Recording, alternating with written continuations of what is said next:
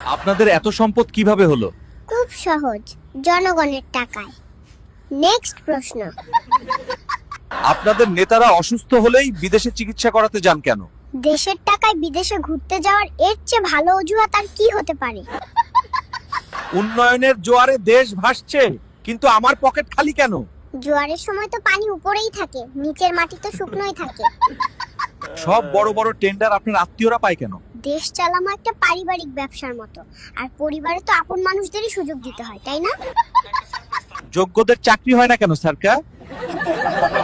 গাধা বুঝো না, পদগুলো তো আমার আত্মীয়দের জন্য বরাদ্দ।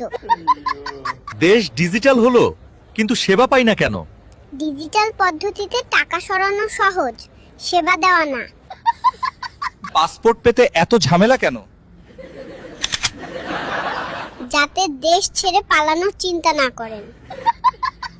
ঈদের সময় এত জ্যাম কেন? যাতে আপনারা সরকারের উন্নয়ন রাস্তায় বসে দেখতে পারেন।